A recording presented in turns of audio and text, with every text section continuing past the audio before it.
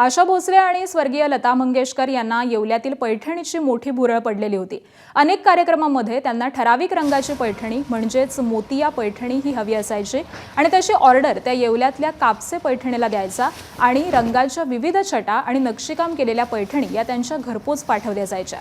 आज आशा भोसले या काळाच्या पडद्याआड गेलेल्या आहेत। त्याचं दुःख आणि त्यांच्या आठवणींना कापसे पैठणीच्या संचालकांनी दुःख व्यक्त करत त्यांच्या आठवणींना उजाळा दिलाय।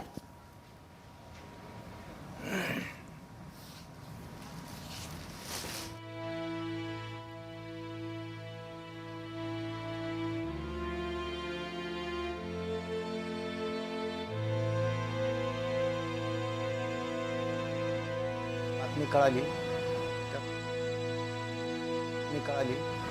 त्याबद्दल खूप दुःख झालं, कारण आशाताईंचं येवलेकरांवरती विशेष प्रेम होतं।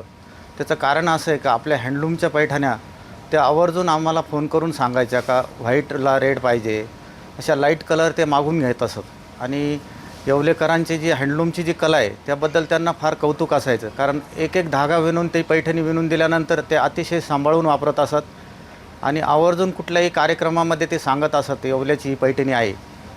त्यामुळे त्यांना आमच्याकडनं विणकरांकडनं येवला पैठणीवाल्यांकडनं कापसे उद्योग समाकडून भावपूर्ण श्रद्धांजली।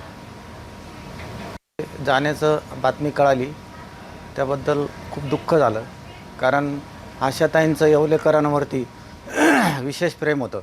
त्याचं कारण असं आहे का आपल्या हँडलूमच्या पैठण्या त्या आवर्जून आम्हाला फोन करून सांगायच्या का व्हाईटला रेड पाहिजे, अशा लाईट कलर ते मागून घेत असत। आणि येवलेकरांची जी हँडलूमची जी कला आहे त्याबद्दल त्यांना फार कौतुक असतं। एबीपी माझा, उघडा डोळे बघा नीट।